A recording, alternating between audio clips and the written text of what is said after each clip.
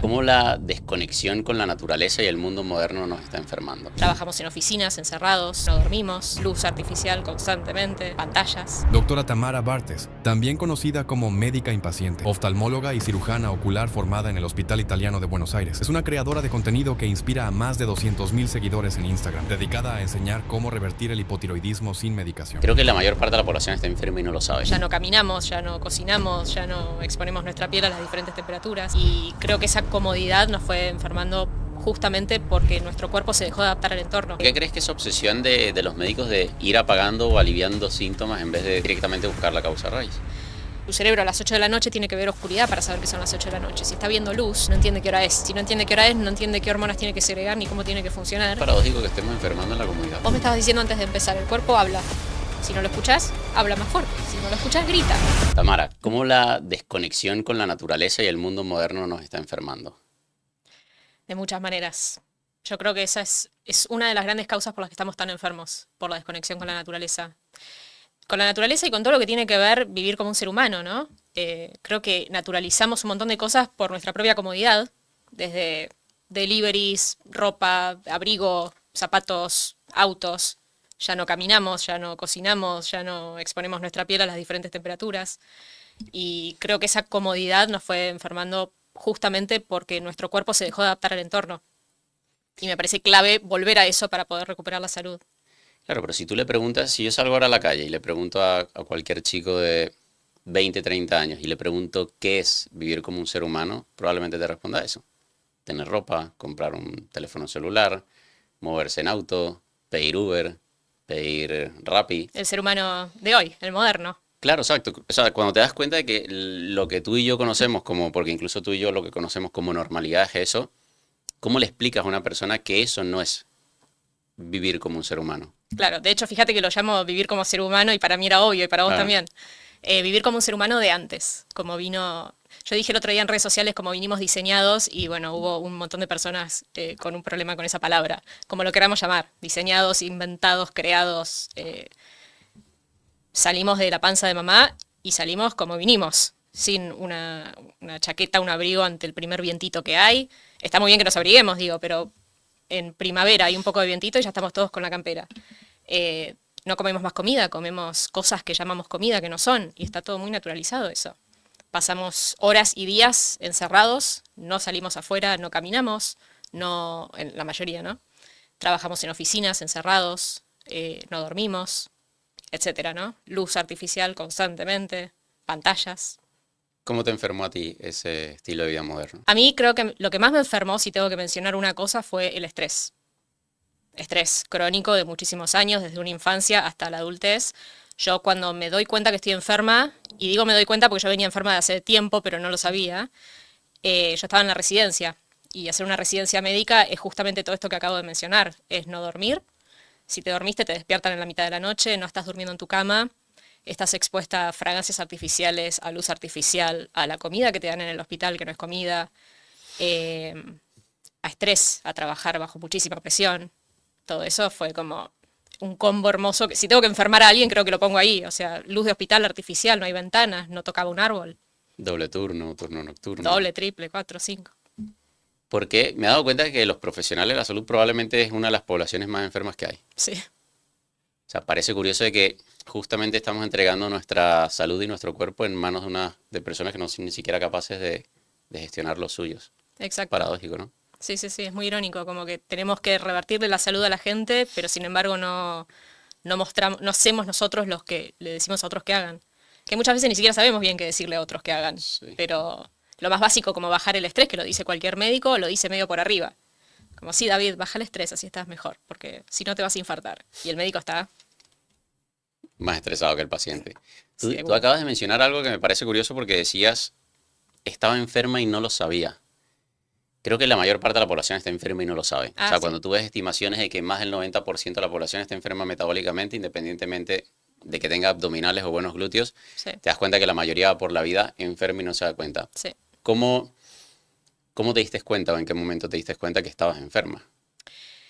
Estaba en el último año de la residencia, yo soy oftalmóloga y en oftalmología son 3 años, por lo menos acá en Buenos Aires, y se me empezó a caer mucho el pelo, muchísimo. como toda persona que desconocía muchas cosas que tienen que ver con salud, dije, bueno, el otoño, bueno, el estrés, bueno, El otoño. que esas cosas que uno dice. Tenía una amiga dermatóloga ahí en el hospital italiano y le digo, mira, se me está cayendo mucho el pelo. Vamos a analizarte, me hago un laboratorio o una analítica, como le dicen ustedes, me fijo mi tiroides, que es una de las cosas que hay que mirar. Todo normal, normal, porque yo tampoco sabía leer laboratorios siendo médica. Entonces, bueno, empiezo a tomar las típicas vitaminas para el pelo, ¿no? Las marcas que no voy a decir, pero que no hacían nada, por supuesto. Y otra cosa que me pasaba es que yo estaba muy flaca y tenía siempre mucho calor. Yo soy una persona que siempre tengo calor, constantemente, entonces eso no era raro. Y también iba al gimnasio y levantaba peso y hacía como CrossFit y esas cosas, entonces obvio que estoy flaca, si estoy re saludable, mira todo lo que estoy haciendo. Y no, tenía un hipertiroidismo galopante, como decimos en Argentina. Un hipertiroidismo es cuando las hormonas tiroideas, cuando tu tiroides está produciendo demasiada hormona tiroidea, por el motivo que sea, y tu cuerpo está súper acelerado. Entonces producís mucho calor, bajás mucho de peso, tenía manchas en la piel.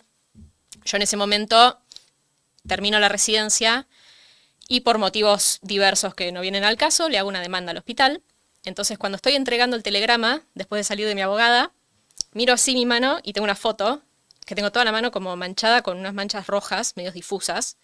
Y dije, ¿qué es esto? Y en ese momento yo iba a otra dermatóloga porque me estaba sacando un tatuaje, y me ve que cuando me saca el tatuaje es normal que se ponga un poco rojo, pero me dice, no me gusta, está demasiado rojo, y es un rojo medio extraño. Pedite unos anticuerpos. Y me dijo específicamente anticuerpos para la tiroides. Me los pido, laboratorio número 1000 que me hacía, que me daban todos normales aparentemente, me dio horrible. Así que estaba en mi casa mirando mi propio laboratorio en la computadora y con la negación típica de todo paciente diciendo no entiendo qué tengo, cuando era de manual lo que tenía. Tenía algo que se llama Graves, que es una enfermedad autoinmune en donde tu tiroides está sobreestimulada por tu sistema inmune y tenés un hipertiroidismo. Así que llamé a una amiga y le digo, ¿qué tengo? Que también es médica. Le leí un poco y me dice, ¿cómo no sabes lo que tenés? No entiendo. Así que bueno, ahí me di cuenta que estaba enferma y una negación total, enojada total, porque yo, obviamente, si yo hago todo bien. Y sí, bueno, yo creo que el estrés de la residencia fue como el último estresazo que me terminó de tirar, ¿no? Me he dado cuenta que casi siempre, pues yo también tuve problemas con autoinmunes, casi siempre te detona como un periodo de estrés muy grande en tu vida. ¿En la tuya fue así? Sí, están súper relacionados. El estrés crónico, ¿viste? Estrés elevado, cortisol elevado y durante mucho tiempo. Yo en uno de mis videos de YouTube hablo sobre la relación entre enfermedades autoinmunes e infancias traumáticas. Porque sobre todo cuando sos niño, ese estrés durante mucho tiempo de estar en familias negligentes o bajo cualquier tipo de violencia o lo que fuera, esos niños tienen muchas más hospitalizaciones por autoinmunes cuando son grandes. Eso está todo estudiado, hay evidencia de todo esto. Y es muy interesante. Y sí, el estrés está debajo de cualquier enfermedad crónica adquirida en la adultez. Ya sea que tengas diabetes, bueno, la insulina depende del cortisol. O sea, si vas a la cascada de hormonas, tenés que empezar por la de más abajo, que es el cortisol. ¿Y por qué entraste en ese proceso como de negación? O sea, que no... Duró enfrentarte a... Duró como esos 5 segundos que dije que tengo no puede ser, y porque yo no podía entender cómo yo estaba enferma.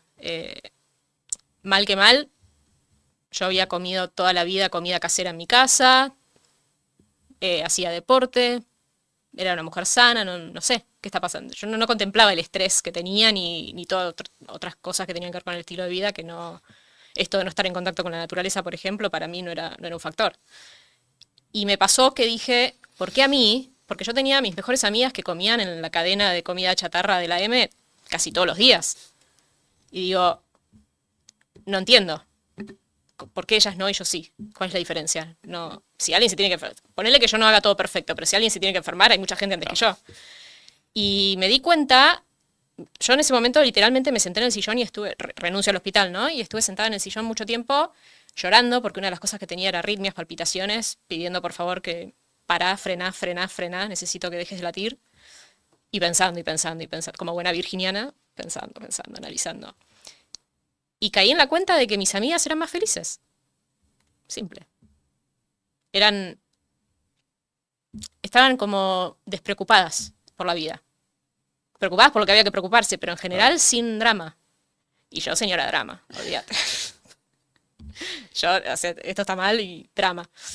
Y me di cuenta de eso, que vivían sin estrés, o con mucho menos estrés que yo por lo menos. Que habían tenido infancias felices, que tenían contención emocional, que tenían un buen vínculo con personas cercanas, que se podían permitir ir a comer a la cadena de comida chatarra, que no pasaba nada, por lo menos por ahora. Claro. Mira, frente a ese diagnóstico, ¿cuál era la solución según la medicina tradicional, alopática, como la queramos llamar?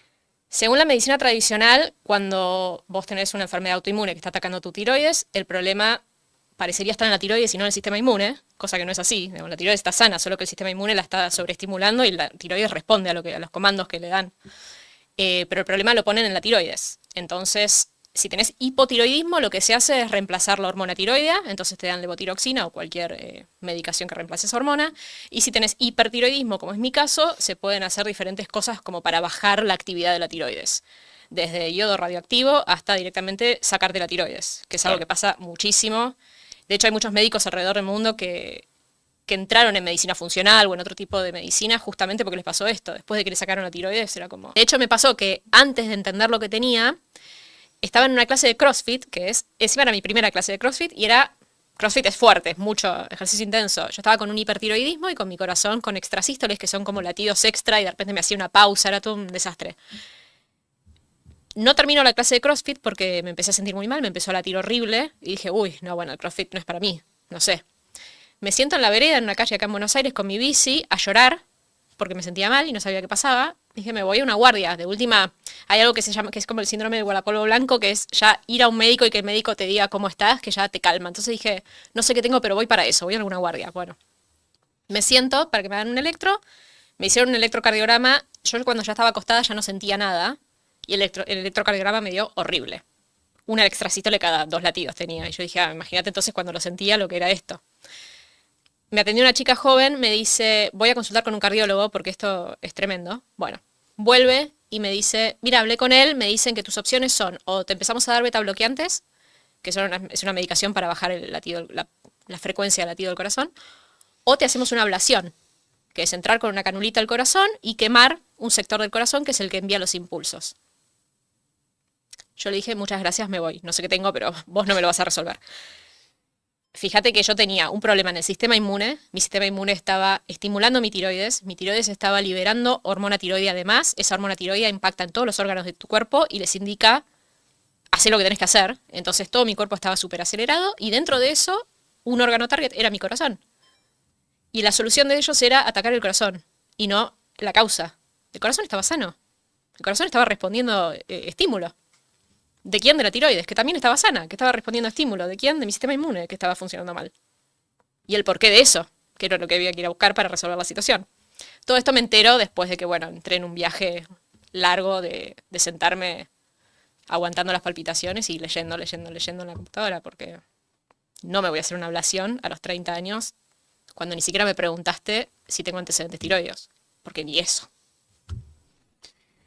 ¿Cuánto duró el viaje para ti? El viaje de aprender todo esto. Esto fue 2016 y ahora estamos en 2024 y el viaje sigue, así que... Todavía no sé si te cuentas, chicos. Todavía estás batallando con no, no, síntomas. Para curarme no, ahora ya estoy Claro. genial. Digo el viaje de aprendizaje, ¿no? Porque es, no, claro, el viaje nunca acaba. Nunca acaba. ¿Y por qué crees que esa obsesión de los médicos de ir apagando o aliviando síntomas en vez de directamente buscar la causa raíz? De tratar Claro. enfermedades y no síntomas. Yo creo que, me hago esta pregunta muchas veces, yo creo que son dos cosas, pero igual como que las dos terminan siendo una misma. Una es la ignorancia. En la Facultad de Medicina no te enseñan a buscar la raíz de las cosas, por lo menos no cuando yo lo cursé, no sé qué estará pasando ahora, pero... Te pasa que estudiás fisiología muy tempranamente en la carrera, que con la fisiología respondes muchas de las cosas que nos pasan, digamos. Si volvés a la fisiología humana normal, ya está. Pero después eso es tapado por farmacología, que viene en 4º año. Entonces vos te recibís y te acordás más de farmacología que de la fisiología. Entonces después cuando tenés un problema hormonal no tenés mucha idea de cómo funcionan las cosas en la normalidad para volver a esa normalidad. Y está la ignorancia de, bueno, no sabemos qué hacer con... Yo el otro día encontré una carpeta de mi carrera en donde tenía notas y decía, hipotiroidismo, tratamiento, reemplazo hormonal, no tiene cura. ¿En serio? Había anotado eso atrás de un Claro. PowerPoint que había impreso, como así cortito. Y dije, claro, no tiene cura. Entonces, yo te entiendo, si sos médico y realmente no hay una cura, bueno, ¿cómo hago para aliviarte los síntomas? Porque mi rol también es que te sientas bien. Entonces, en ese sentido, que busques aliviarme el síntoma, no te hace una mala persona. Pero el problema es que tenemos la cura, tenemos formas de volver a sentirnos bien y de volver a hacer que el cuerpo funcione bien como debería funcionar.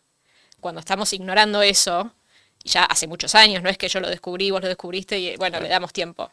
Ya hay tiempo para leer. Yo creo que el rol del médico es llegar todos los días a su casa y ver, bueno, lo que hice hoy está bien o hay algo más que yo no haya leído esta semana. Tenés que actualizarte, es tu función. ¿Qué me habías dicho? No, ¿y qué fue lo que te hizo dudar de ese diagnóstico o la solución que te plantearon desde el punto de vista médico? Lo que me O sea, hizo porque dudar... la mayor parte de la gente, o sea, acepta el diagnóstico porque al final hay un efecto halo. El médico con su bata blanca, con los títulos, obviamente para uno es imponente. Entonces aceptas todo lo que él te diga y vas y haces el tratamiento. Claro. Pero a ti, ¿qué te hizo ruido de todo esto que te dijo, no, ya va, voy a verlo yo por mi cuenta? Me pareció súper invasivo las alternativas que tenía. No me voy a sacar la tiroides, no me voy a hacer una ablación en el corazón, digamos, ¿por qué me enfermé? Es la primera pregunta que me hice, no tenía la respuesta, ni cerca. Después me puse a averiguarla, pero yo sabía que no... Intuición, no sé, no me gusta. A veces te encontrás con alguien y te dice, ven que tengo un negocio para ti. No me gusta. No, pero ni escuchaste de qué va, no me gusta. No voy a hacer eso. No sé qué voy a hacer, pero no voy a hacer eso. Y creo que el otro motivo por el que los médicos caemos en tratar síntomas y no enfermedades es porque hay una gran industria detrás, dos industrias, la alimenticia y la farmacéutica, que viven de que estés enfermo, viven de que los médicos sigan ignorando esto, y después hay otra camada de médicos que recibirá sobres, porque es así. Nosotros en la residencia, por dar una gota o la otra, bueno, te doy una almohada, te doy porque estás de guardia, no dormís bien, te traigo una almohada mejor, dale, gracias, laboratorio, bla, bla, bla. Entonces, pues bueno, si te voy a dar una lágrima, te doy la lágrima de esta marca, porque me trajo una almohada, porque me trajo un termo para el mate, porque me trajo un tele para ver el mundial. Todo eso pasó. Entonces no descarto que haya médicos que sigan eligiendo ignorar porque les conviene. Entiendo y espero que sean la minoría, lógicamente. Pero a mí no me cerraba esto. Yo quería buscar la causa para revertirlo. Y me puse a investigar. Primero empecé a comprar libros de médicos de otras partes del mundo, en donde también les había pasado lo mismo. Y ahí me enteré que tenía que buscar la causa. ¿Y cómo fue el proceso donde descubriste que, porque de todo lo que veníamos hablando, justamente empecé con la pregunta de la desconexión con la naturaleza? ¿Cuándo hiciste esa relación? ¿Cuándo pudiste correlacionar lo que te pasaba a ti con esa desconexión? No lo sé, porque no hubo un día puntual. Fue proceso.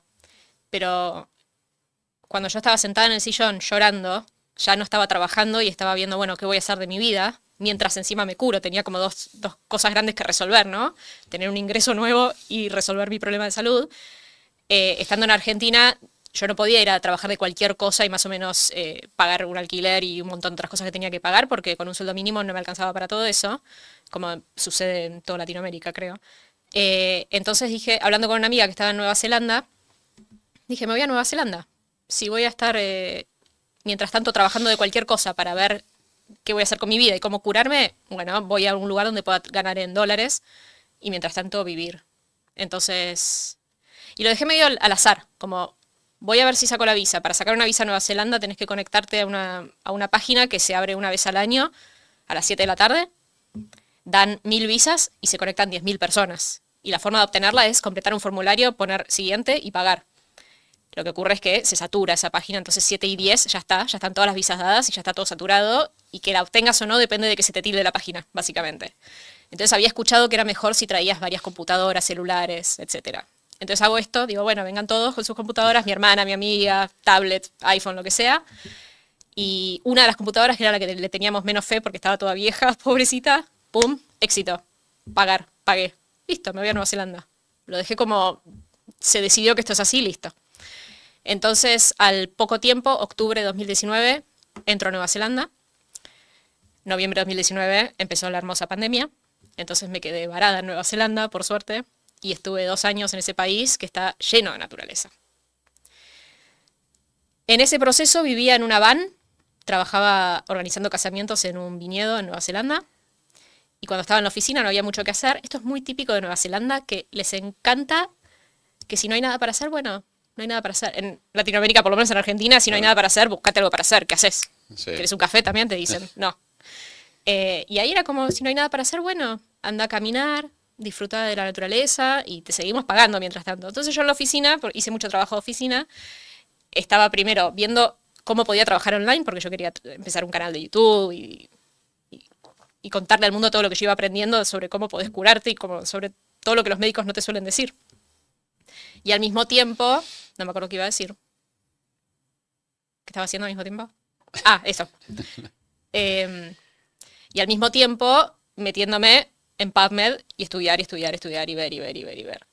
Y empiezo a ir a un mundo un poco más holístico y empiezo a entender, me metí un poco en medicina funcional, empecé a entender que tenía que buscar el porqué para, digamos, si revierto el porqué, ya está, todo lo demás se va solo. La tiroides se cura, el corazón se cura, la ablación no la necesito. Y en eso empecé a estudiar un montón sobre el impacto que tiene el cortisol. En algún momento me cae algún paper que me explica que ver naturaleza reduce el cortisol, aunque sea en fotos, porque esto se estudió con fotos. Si vos tenés un fondo de pantalla de naturaleza, reduce el cortisol. Y dije, bueno, qué interesante, porque yo no quería estar como 1 hora y media meditando. Dije, ¿qué más hay? Y así empecé. Y después entendí el grounding, después entendí que estadísticamente hay menos hipotiroidismo en las zonas cercanas al mar, que las personas que viven cerca del Ecuador tienen menos enfermedades autoinmunes. ¿Qué es esto? Genética. También entendí que hace 50 años no teníamos la cantidad de enfermedades que tenemos ahora, especialmente autoinmunes y cáncer. ¿Qué cambió el genoma en 50 años? ¿Qué estamos haciendo que es diferente?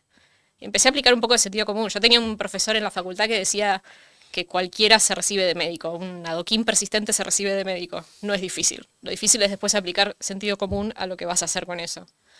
Y sí, no me cierra tratar un síntoma, porque el síntoma es consecuencia de algo, y así como tengo ese síntoma, ok, te doy paracetamol, ya no lo tenés, después tenés otro síntoma, y así, agregamos, y así está todo el mundo polimedicado, ¿no? Sí, yo creo que es una forma también del cuerpo de darte una señal. O sea, sabes, el cuerpo no habla español, no habla ningún idioma, habla a través de los síntomas, de los dolores, Totalmente. y yo creo que, claro, mientras uno va aliviando cada uno de los síntomas, obviamente el cuerpo de una forma intenta avisarte de una forma más dramática, más drástica. Sí. ¿Dudaste alguna vez de tu formación en todo este proceso? Sí. Dudé de muchas de las cosas que me cuestioné, más que dudar, en muchas cosas que me enseñaron, sí. Sí. Pero está bien, hay que cuestionar. Yo tenía un pediatra, porque en realidad si me preguntás cómo llegué acá, tenemos que remontarnos a 1986, cuando nací hija de una madre ucraniana un poco hippie. Yo iba a un pediatra que él, para la época, era bastante rebelde. Él decía que los niños tenían que dormir boca arriba, cuando eso era impensado en ese momento. Que los niños tienen que estar descalzos, que modulan la temperatura a través de los pies. Yo vivía en Bariloche, plena nieve, a caballito le decimos en Argentina, sí, en los hombros de mi papá, totalmente vestida como corresponde para el invierno, y los pies. Y linda es lo último que le gritaron a mi madre, ¿no? Imagínate. Un desastre, que cómo vas a hacer eso, que pobre niña, que la negligencia. Yo no tenía ni un moco, estaba genial, feliz de la vida. Entonces, desde muy chiquita, como que este pediatra era muy de cuestionar las cosas típicas de la medicina convencional. Entonces ya como que crecí un poco con eso. Y después cuando yo empecé a estudiar medicina, empecé a hacer una rotación con él en su consultorio, y él me decía, cuando yo veía que había cosas que eran muy diferentes, él me decía, vos terminá tu carrera, rendí el examen, sacate la nota que haya que sacarse para que te den el título, obtené tu título, y después ponete a estudiar cómo ayudar a la gente. Después agarrá de lo que te enseñaron, lo que te parece bien, lo que está aprobado, lo que no está aprobado no, lo que no tiene sentido no, lo que no ayuda a la gente no, lo que va en contra del principio de la medicina, que es primero no dañar, no, etcétera. Y bueno, sí, es medio como sacar la licencia de conducir, uno más o menos, después aprende. Bueno, creo que te van a llover un par de críticas por eso. Pero yo lo que Eso veo cortalo, es que, porque en Argentina esto es como otra señal. yo lo que creo es que al final se trata de lo que tú decías, por lo menos que se cuestionen, es lo que yo siempre digo. Claro. O sea, por lo menos si tú partes de cuestionarte, yo creo que ahí cambia un poco la situación. Pero la mayor parte, lamentablemente, Tamara, la mayor parte de allí fuera no se cuestiona absolutamente nada. O sea, van como caballos con gringolas haciendo lo que hacen todos los demás. Y lo que tú decías antes, tú hablabas de normal, me salieron los laboratorios normales. Y lamentablemente lo que hacemos hoy, que consideramos normal, no es ya saludable. Entonces, ¿cómo empezamos justamente a darnos cuenta de eso? ¿Cómo empezamos a darnos cuenta de que lo que estamos haciendo todos por igual? Porque si yo salgo a la calle, el anormal soy yo, el raro soy yo, la rara eres tú. Entonces, ¿cómo empezamos justamente a hacer por lo menos que la gente se cuestione? Esa es donde me queda a mí como la duda, porque al final yo creo que tanto tú como yo estamos sesgados. O sea, lo que tú y yo vemos por el entorno en el que nos rodeamos son personas como tú y como yo. Pero la realidad allí fuera, cuando tú sales a una ciudad como Buenos Aires, es que la gente está en lo que está. Comiendo como tú comías probablemente hace una década, comiendo como yo comía probablemente hace una década. Sí. Sí, yo lo llamo como zombies, con cariño, porque la gente no tiene la culpa. Eso, con cariño, No, son con amor. Vos decías antes que como uno va al médico y porque tiene una bata blanca y tiene cierta autoridad, uno automáticamente hace lo que el médico dice sin cuestionarlo. Y un poco es a ver, el rol del médico es no obligar a nadie, sino sugerir. Lo que tenés es esto, entonces yo te sugiero esto. El que decide es el paciente. Y el paciente puede consultar con 20 médicos si quiere. La decisión es del paciente. Ahora, el paciente no tiene el conocimiento que tiene el médico y un poco recae en que el médico le diga, yo haría esto, bueno, entonces yo voy a arreglar el auto y hago lo que me digas que hay que hacer, no sé de autos. Entonces, a quienes yo creo que, por eso yo como que me enojo con los médicos, no con los pacientes. El paciente no tiene la culpa. El que tiene que cuestionarse qué estudió y si está ayudando o no está ayudando, o si está generando más mal del que está tratando de aliviar, es el médico. ¿Y cómo hace la gente? Así, escuchando podcasts, metiéndose en redes sociales, que hay muchos médicos que no les gusta que haya médicos en redes sociales, o que venga el paciente diciendo, vi en Instagram que una persona dijo, ¿por qué ven cosas en Instagram? Y ven cosas en Instagram porque no le estás dando la solución. Si vos lo hubieras curado, no tendría que acceder a Instagram a buscar respuestas porque sigue con síntomas, se siente mal, por eso fue a Instagram. O Y a por mí lo me menos gusta... o por lo menos si lo hubieses, perdón que te interrumpa, por lo Sí, menos si lo hubiesen escuchado. Que yo creo que eso es lo que peca la mayor parte de los profesionales de la salud. No escuchan al paciente. O claro, sea, tú vas a un médico que tiene 10 minutos nada más para atenderte y muchas veces ni siquiera levantan la cara. sí. Y en eso también no los ataco, pobres médicos, porque es real. Tenés 15 minutos.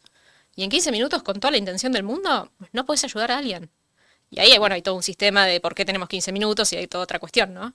Pero en 15 minutos no tenés ni el tiempo para preguntarte. Yo soy oftalmóloga, tenía pacientes con ojo seco.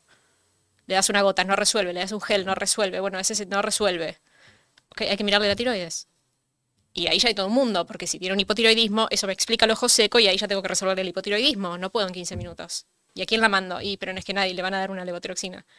Entonces, en un punto, los médicos no pueden trabajar como quisieran, pero tampoco están entrenados para trabajar como deberíamos trabajar. Y por eso a mí me gusta educar al paciente, porque si la decisión es del paciente y el médico a veces les está informando bien o mal, depende del médico, está en el paciente ver, bueno, qué tomo de esto y qué no. Y aplicar el sentido común, vos sabés lo que tenés, vos sabés. Cuando a mí me decían ablación en el corazón, no, este no es mi problema, no sé qué tengo, pero esto no es lo que yo tengo. No, vos sabés lo que te está pasando. Vos sabés por qué te enfermaste. No lo sabe tu médico, lo sabés vos. Entonces, cuestiona a tu médico, busca a alguien que te ayude a aportar a esa información que vos ya tenés. Y ponete a estudiar. A ver, yo soy médica, no sé nada de economía porque no soy economista, pero tengo que entender algo de economía porque tengo una economía personal, tengo finanzas, entonces algo tengo que entender. Si tengo que construir una cocina en mi casa, la va a construir alguien porque yo no sé hacerlo, pero cuanto más entienda un poco del tema y me ponga a estudiar, más puedo ver si lo que están haciendo está bien, está mal o me están robando dinero. No sé. Entonces, por eso me gusta como que el paciente se empiece a empapar un poco de las cosas que puede hacer que no necesariamente tengan que ver con medicación, cirugías, cosas para las que necesitas a los médicos. Nadie dice que el paciente deba modificar su medicación, por ejemplo. Pero si yo te digo que podés salir a la naturaleza, ponerte descalzo, exponerte al sol a la mañana y apagar el celular un ratito, eso lo puedes hacer vos desde tu casa siendo maestra jardinera. Cosas que puedes hacer antes de ir a tu médico para hacer algo por tu salud. Tú dabas antes el ejemplo del taller y el auto y yo creo que lo que sucede aquí es que, claro, si yo voy a un taller a llevar mi auto, no voy a llegar predispuesto a discutirle todo lo que él me diga que va a hacer. Claro. Claro, porque por eso voy al taller por un mecánico que sepa lo que yo no sé. Entonces, claro, yo entiendo igual tu punto de vista porque siempre he sido promotor de que el paciente se empodere. Yo también fui paciente y tuve que leer muchos estudios para justamente discutirle a cada médico que me tocaba discutirle el diagnóstico. Pero es un poco paradójico porque al final tú estás yendo a ese profesional para que te resuelva algo de lo que tú no tienes conocimiento ni herramientas para resolverte. Sí, pero ir adquiriendo un poco de conocimiento te da la capacidad de evaluar si ese es el médico para vos. Yo tengo muchos pacientes que me dicen, bueno, pero yo voy al médico y la endocrinóloga me da esto y lo otro, pero yo no puedo discutirle como le discutirías vos. Es que no entres en una discusión. Claro. Ni yo entro en una discusión. No tengo ganas. Pregúntale, ¿y qué harías? ¿Y me aconsejás que me metan hielo o no? No, hielo no, ¿qué es eso? No, no, no. No, la medicación. Bueno, no sos mi médico quizás. Voy a otro. ¿Y qué opinas de comer carne alimentada a pasto o brócoli orgánico o granos o legumbres? No, la alimentación no tiene nada que ver con la tiroides. Bueno, voy a otro médico. No te vas a sentar con ese médico a discutirle que la alimentación tiene todo que ver con el funcionamiento de tu cuerpo, que es una obviedad, pero hay médicos diciendo que la alimentación no tiene nada que ver con tu tiroides. Entonces, no pierdas el tiempo, es como el hater, bloquea, chao. Bueno, es que si hay oncólogos que no te hablan de alimentación y ahí tú te das cuenta de lo distorsionado que está todo. Absolutamente. El otro día, de hecho, me encontré en el ascensor cuando estaba viviendo en Santiago de Chile, una chica con su pareja, porque venían agarrados de mano. Claro, la mujer con cáncer, ya completamente pelada, con su sombrerito, y en la mano llevaba el señor una Coca-Cola y la chica una bolsa de pan. Entonces, de verdad que es triste porque al final, si no estamos hablando de las cosas que importan, no puedes pretender ni siquiera aliviarlo, porque ya no estamos hablando de aliviar un síntoma, ya estamos hablando de que prácticamente lo estás dejando morir. Sí. ¿Qué papel juega más allá de la alimentación todos los demás factores y cuáles en tu caso jugaban sobre todo un papel importante, más allá de la alimentación? ¿Qué factores eran esos? Si los tuviera que poner en orden, la cabeza, el estrés, el manejo del ritmo circadiano, la exposición a la luz solar, el sol durante muchos, y siendo oftalmóloga sobre todo, el sol, enemigo total. El sol vino a producirnos un poquito de vitamina D y cáncer. Punto. El otro día hice un reel con todo esto es lo que hace el sol. O sea, necesitas exponerte al sol. Nos despertamos y en la mañana estamos scrolleando una hora antes de exponernos al sol. Nuestros ojos ya no ven otra luz que no sea esta artificial. Estas son dos grandes cosas que te hacen un impacto en tu salud tremenda. Tremenda. Exponerte al sol cuando está el sol y exponerte a la oscuridad cuando está oscuro. Manejar el estrés. Después, bueno, de ahí para abajo, alimentación, exponer a tu cuerpo a la naturaleza, tocar árboles, tocar el piso con los pies, exponerte a todo A ver, el cuerpo está hecho para leer el entorno, porque la única función de tu cuerpo es básicamente que sobrevivas. Entonces necesita obtener información de ese entorno para saber qué hacer para adaptarse a ese entorno. Si bloqueamos eso, gorro, protector solar, campera, zapatos, no tengo idea de qué está pasando afuera. Es como ir a un barrio más peligroso de Latinoamérica con los ojos cerrados, de noche. ¿Cuáles son tus chances de defenderte, de salir corriendo, de gritar, si no ves que alguien se te acerca? O sea, hoy por hoy, al poner el cuerpo en una cajita de cristal, lo tratamos como un niño cuando tiene padres muy sobreprotectores, que ese niño después no puede por sí solo hacer nada y necesita de esos padres. Sería algo así. Si no lo expusiste a la luz, si no lo expusiste a la oscuridad, al sol, al frío, al agua, a la lluvia, al viento, a todo, no sabe qué hacer con todo eso, no tiene idea qué es todo eso. Y el cuerpo tiene una capacidad de adaptación tremenda, que quizás no la tengo yo ni vos, porque estamos un poco metidos también en esta sociedad, pero si Wim Hof puede estar horas en el hielo desnudo, porque estuvo creo que 1 hora y pico, no sé cuánto es el máximo. Después hay otra persona que tiene el récord también, que estuvo como media hora bajo el agua sin respirar, o 1 hora, no quiero inventar, pero no me acuerdo cuánto estuvo. Si un cuerpo humano puede hacer eso, todos los cuerpos humanos pueden hacer eso. Y yo creo que no somos conscientes de lo increíble que es el cuerpo humano porque lo tenemos en una cajita de cristal y lo tenemos viviendo dentro de una comodidad total. Y en la incomodidad es donde empezamos a funcionar mejor. En caminar, en correr, en levantar pesa. Todo eso es incómodo, es molesto. ¿Y no es paradójico que estemos enfermando en la comodidad? Y sí. No sé qué quiere decir paradójico. O sea, que parece un poco absurdo, porque al final, claro, que en la incomodidad sea necesaria justamente como para que nuestro cuerpo tenga las capacidades de adaptación y la comodidad justamente sea lo que nos está enfermando. Es que a medida que fuimos evolucionando e inventando cosas, y claro, si vos a un perro le pones comida una hamburguesa, va a comer la hamburguesa con papas fritas y no va a comer la comida saludable que le pongas al lado. Cualquier animal, un mono va y te roba el paquete de chips en Tailandia y no te roba la manzana, porque es más adictivo, está hecho para que lo comas, lógicamente. Entonces el ser humano se fue adaptando a todas esas cosas porque, obvio, están hechas para que las consumas. TikTok está hecho para que scrolles y compite con tu almohada. Los chips están hechos para que comas y sin parar, sin pensar, uno tras del otro. Y todo eso es cómodo. El sillón es cómodo. sentarte en cuclillas en el piso, como debería sentarte para que tu cadera tenga la capacidad de estirarse como debe, es incómodo. Entonces lo dejamos de hacer. Y de ahí es difícil volver. Mira, de hecho es curioso porque creo que era, no sé si fue el fundador o el CEO de Netflix, en un momento llegó a decir en una entrevista que el mayor enemigo de su empresa, obviamente los activos de la empresa, los beneficios de la empresa, era el sueño. O sea, ellos no podían vender más o tenían un tope, pero porque la gente tenía que dormir. Entonces, claro, ahí es cuando te das cuenta de que todas estas empresas, la industria de la alimentación, todas, lo que quieren es que tú consumas más. Obviamente, por per cápita, por persona, por cabeza, necesitan que consuman cada vez más para mantener ese crecimiento. Esto lo explicaba Santiago Bilinkis, que no le quiero robar la información. Lo decía él, que todos pensamos que la competencia de TikTok es Instagram, la competencia de Instagram es YouTube, la competencia de YouTube es Spotify, y la competencia de todos esos es tu almohada. Esa gente, lo dijeron los creadores de la aplicación. La competencia es que te quedes dormido. Ellos luchan contra eso, contra tu sueño. Quieren que scrolles sin parar. Qué locura. No, y al final, por eso ocurre, porque hay muchas, bueno, en todas las industrias sucede un poco lo mismo, ¿no? En la industria, por ejemplo, de la ropa, tú ves un H&M y al lado ves un Zara. Y es porque saben que no son competencia. Al final, tú estás quitando la decisión de comprar o no comprar. Hay para todos. Claro, si hay un H&M, tú tienes que decidir si entro o no entro, si compro o no compro. Si hay un H&M o un Zara, la decisión es o entro a H&M o entro al Zara. Sí. Entonces, claro, al final la gente cree lo que tú decías, que ellos compiten entre ellos, realmente no. No. Al final, mientras más haya, ellos ya saben que no estás conmigo, que soy YouTube, estás en TikTok. Luego vas a venir para acá otra vez, pero no estás durmiendo. Exacto. Y esto también lo contaba alguien de una de las cadenas de comida chatarra, que justamente ponen su sucursal enfrente de la sucursal de la competencia. Porque no importa, no es competencia. Si esa sucursal le va bien acá es porque esta esquina es buena. Vamos acá.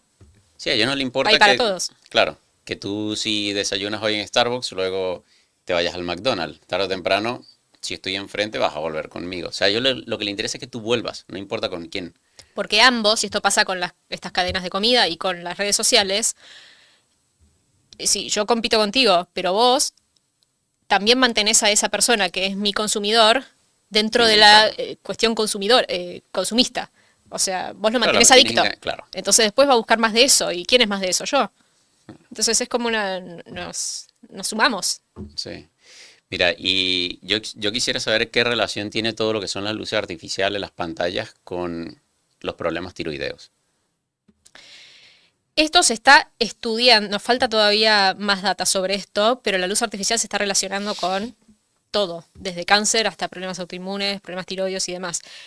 Pero de lo que ya sabemos que es el ritmo circadiano, altera el ritmo circadiano. El ritmo circadiano, para los que estén viendo y no saben lo que es un periodo de 24 horas que tenemos en el día en donde tu cuerpo está expuesto a un loop de luz y de oscuridad que te dicta el sol, y a través de eso tu cuerpo con esa información va segregando diferentes hormonas. Entonces, a la mañana vas a tener un pico de cortisol para poder despertarte, levantarte, lavarte los dientes y hacer tus actividades, y a la noche vas a segregar hormonas que van a hacer que concilies el sueño. Exponerte a este sol a la mañana hace que tu cuerpo empiece a contar el relojito para saber en qué momento tiene que entonces irse a dormir.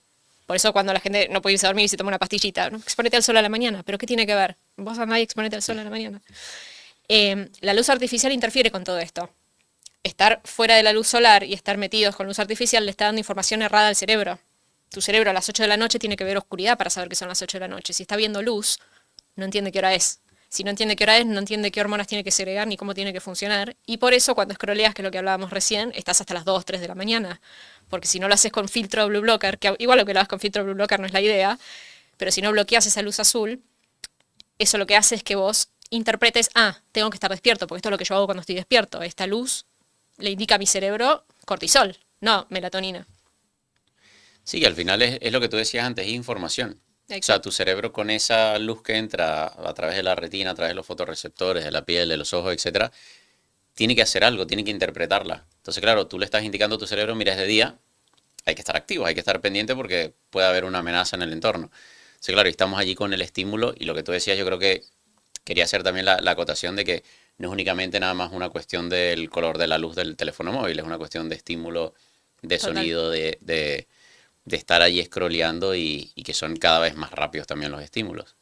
Entonces ya de entrada está alterando tu ritmo circadiano, ya eso está alterando tu capacidad de irte a dormir y las horas, no solo las horas, sino la calidad de sueño, porque es lo mismo que el alcohol, vos te podés quedar dormido quizás. Mucha gente hace Netflix hasta las 10:30, 12 y pum, yo la apago y me duermo, no tengo problema, pero dormís mal, gracias a esa pantalla. Dormís mal gracias a esa copa de vino que te hizo ir a dormir perfecto. No, dormís mal, no es la misma calidad de sueño. Entonces, ya eso altera todas tus hormonas. Y eso es muy dañino si estamos hablando de hipotiroidismo específicamente, pero para todo, para todo. Tus mitocondrias no funcionan bien sin una correcta exposición a la luz solar. Pero sí, se está estudiando la luz artificial como un problemón que estamos teniendo y sí, se está estudiando la luz artificial como uno de los grandes problemas de la vida moderna y por qué estamos tan enfermos. Y yo creo que al final es un poco lo que sucede con toda esa población, que lo que hablábamos antes, que está enferma y no lo sabe, y es porque la mayoría cree estar haciéndolo todo bien. A mí me pareció curioso porque tú también hablabas de que yo me alimentaba en mi casa, hacía lo que los demás hacían, y claro, todo el mundo ahí fuera hace lo que todo el mundo hace. Entonces yo creo que también parte del hecho de, ok, lo estás haciendo todo bien, entre comillas, o estás haciendo lo que hace todo el mundo, pero no necesariamente se solapa con lo saludable. Pero ya ni siquiera hilando tan fino como para discutir, porque hay mucha gente, en Instagram los ves como cuentas de salud, y están discutiendo, bueno, la legumbre sí, la carne sí, el veganismo, nada. Sin hilar tan fino. Salís a la calle y no ves gente que está como en este debate. Vos ves gente que está años luz de eso. Vos ves gente blanca, con la piel muy blanca, sin broncear, expuesta al celular en el tren, las 2 horas de viaje están con el celular, con sobrepeso, no caminan, tienen unas zapatillas con una cosa así abajo de la suela que no están caminando sobre un rebotín que no, rarísimo, no tocan naturaleza, sobreabrigados, un montón de cosas que, digamos, sin estar debatiendo lo fino, ¿me entendés? De si como brócoli, lechuga sí o lechuga no. Esa gente está comiendo en la M. Sí, yo creo que muchas veces en redes sociales... 2025. Claro. Eso lo sabemos todos. Al final nos estamos, o sea, en las redes sociales vende lo que polariza. Entonces, Sí. claro, vende más que yo me meta con la carne si soy vegano o que me meta con los vegetales si soy carnívoro. Sí.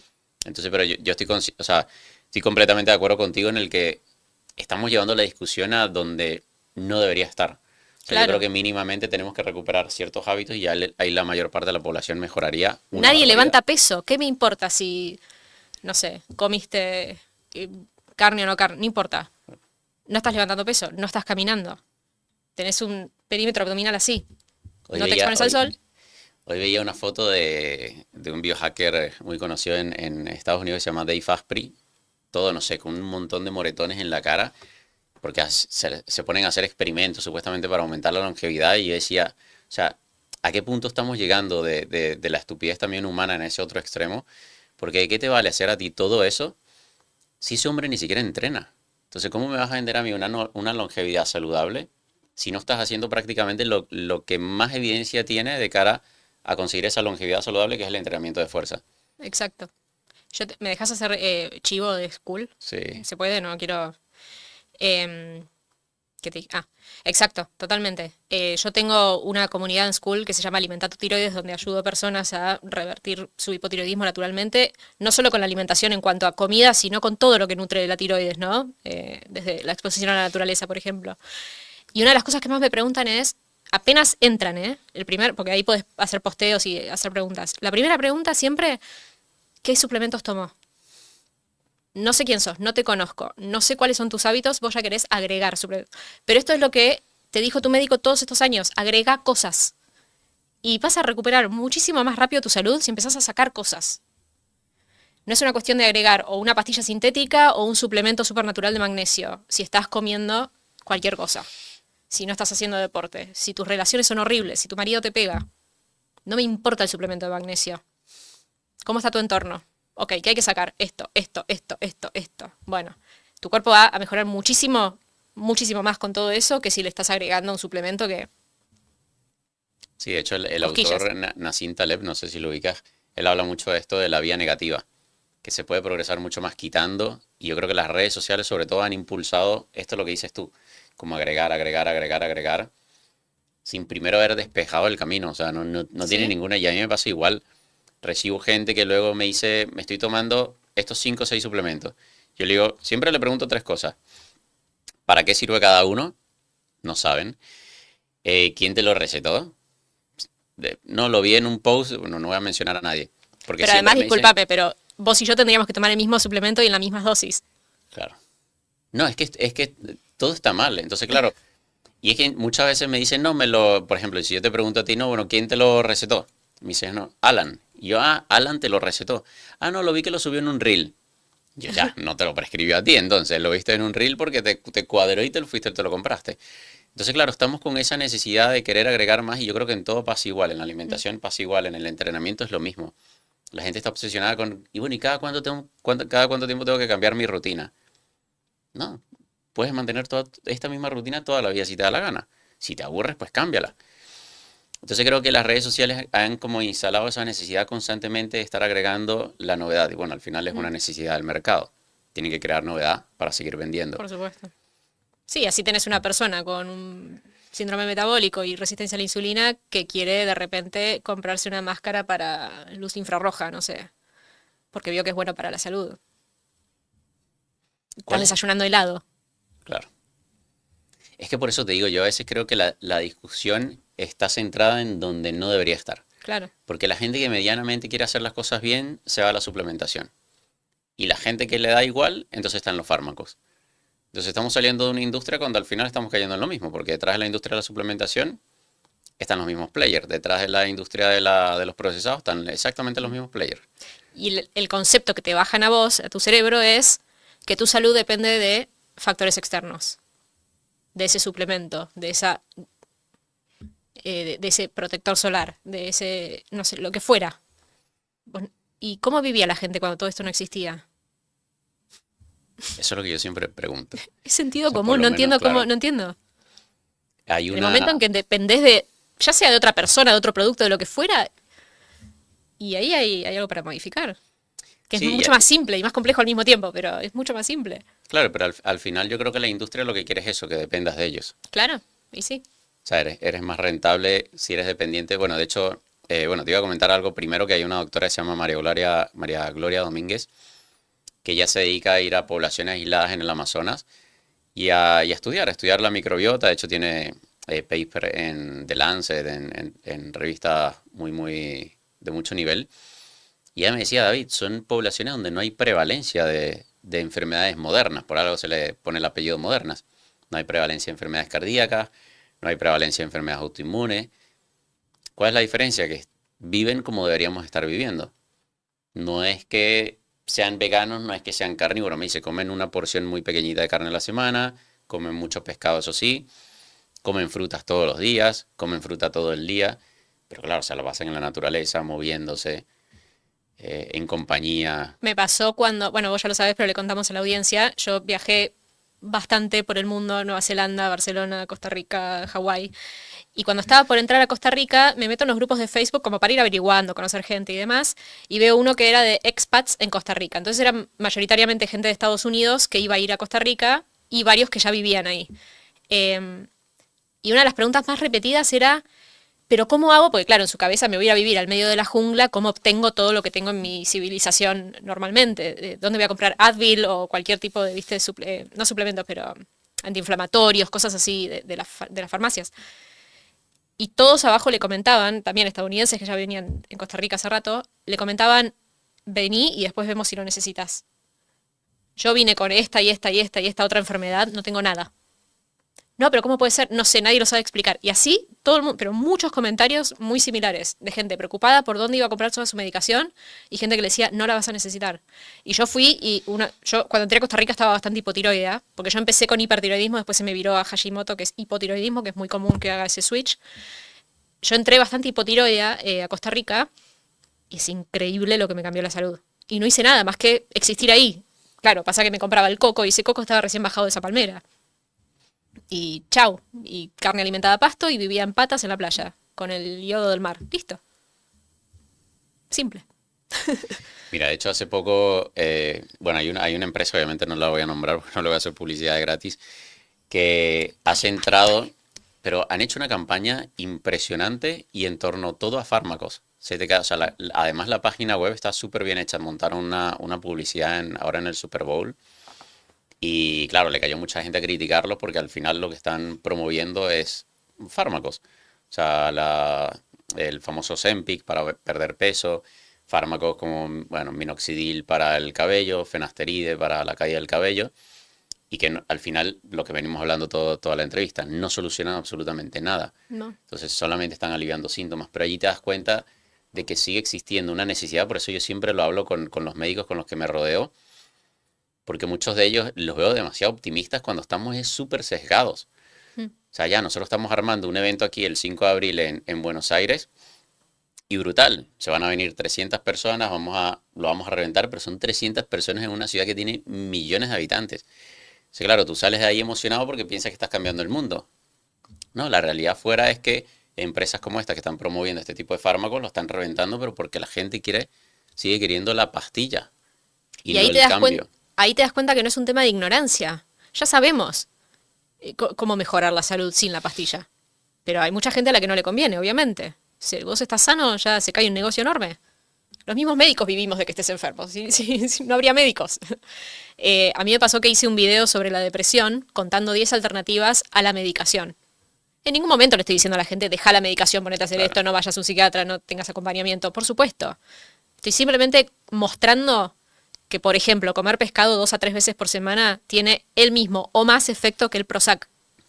Demostró tener este efecto. Entonces, ¿por qué no tengo un psiquiatra que, ante una persona, que no te digo que se esté por tirar, que viene, estoy un poco triste, come pescado? Nadie. O toma el Prozac y también el pescado. Entonces, a ver si te puedo ir sacando el Prozac. No. Y en el primer comentario de ese video es de una psiquiatra. Y me dice, Tamara, estoy de acuerdo con vos, te entiendo, no, pero a mí lo que me pasa es que cuando viene el paciente quiere que yo le dé la pastilla. Entonces No se la quiere el termino dando pescado. porque me pide. Y claro, pero si tu hijo de 2 años te pide Coca-Cola, ¿se la das? ¿Quién decide estas cosas? ¿Quién sabe más? ¿En qué momento le decís, no, esto no te va a hacer bien y yo no te lo voy a dar?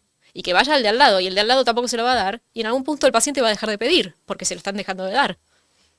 El paciente no es un niño caprichoso que uno le da lo que quiere. Tenés No, una ética médica también, vos das lo que hace bien, no cualquier cosa. Y yo creo que aunque fuese un niño caprichoso, a mí esto me lo dijo una asesorada una vez. Me dijo, David, me tienes que entender porque tengo niños en la casa. Y yo llegué a la pared en seco y le dije, pero ¿y quién manda en tu casa? Claro. O sea, ¿quién hace la compra? Pero hay mucho adulto niño, ¿eh? Sí. Y en esto que hablabas antes de responder a lo que sea que diga el médico, y porque hubo durante muchos años, ahora un poco menos, un sistema muy paternalista, en donde dígame, papá, doctor, ¿qué tengo que hacer? Sí, sí, cómo no, y voy y respondo, ¿y dónde lo compro? Ok. Ya a mí me pasa que digo algo en Instagram, no sé, por ejemplo, exponete a la luz solar de nuevo, ¿no? A la mañana. Y los comentarios son, ay, pero ¿cómo hago si yo entro a trabajar a las 8? Y quieren que yo les diga, bueno, anda a las 7. Y es como, ¿en qué parte vos vas a resolver lo otro? Como, todo servido en bandeja, todo. Y hay que empoderarse y empezar a tomar decisiones y decir, bueno, ¿cómo hago? Y no sé, me siento y hago un plan a ver cómo hago. ¿Qué es más importante? ¿Esto? Bueno, ¿cómo hago esto? Sea en finanzas, en salud, en lo que sea, ¿no? ¿Dónde quiero estar? ¿Qué quiero para mí? ¿Cómo hago? ¿Por dónde empiezo? Y empezar. Yo de hecho grabé, creo que fue hace 2 años, un vídeo y lo grabé aquí en Buenos Aires y me cayeron encima una cantidad de profesionales también de la salud. Porque yo había dicho, claro, había salido recién un paper donde se demostraba que el ejercicio físico funcionaba incluso mejor que los antidepresivos. Y allí enseguida me cayeron un montón de gente. Y es que yo estoy de acuerdo justamente contigo yo creo que los profesionales se tienen que plantear en algún momento empezar a prescribir hábitos. Pero me da la sensación, Tamara, de que les genera incomodidad. No sé si es por inseguridad, no sé si es porque ya están, claro, tan adiestrados en recetar únicamente fármacos, que yo me acuerdo que se lo dije de hecho a mi doctora, la doctora Camino Díaz. Yo le dije, me gustaría ver el día que yo venga a una cita con usted y yo me vaya con un récipe de hábitos. Punto.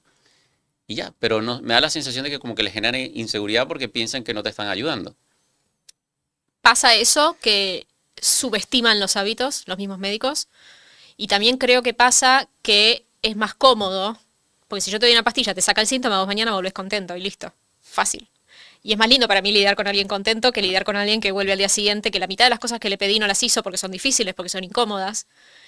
La otra mitad las hizo, pero tiene un proceso en donde eso, por ir ahora a comer una lechuga cuando venís comiendo cualquier cosa, de repente no vas a estar genial de un día para el otro. Y yo te puedo dar una lista entera de hábitos que eso va a llevar un proceso y va a llevar cuestionamientos, preguntas y ay, pero, anda a correr, ay, pero mi marido no me acompaña, bueno, anda sola, ah, claro, y como hay todo un, dale, vos podés, como, hay que estarle encima al paciente y eso es incómodo, es molesto y ya él mismo te pide la píldora y la farmacia te da la píldora y todo la píldora, bueno, está todo muy armado para que termines recetando. Y yo te pregunto a ti como médico, si yo voy a ti y suponiendo que tengo el diagnóstico que sea, Yo no ejerzo, así que chau, me voy. te paras y te vas. Pero mi pregunta es, si yo voy al médico con el diagnóstico que sea y tú sabes que la solución está en el estilo de vida, pero yo te digo que no voy a hacer absolutamente nada o que no quiero hacer absolutamente nada, ¿te parecería poco ético no recetarme un fármaco para aliviar el dolor? Buena pregunta. Es que ¿sabes cómo debería ser idealmente? Ponele, vos sos un hombre de 65 años, hipertenso, diabético, obeso, sedentario, fumador.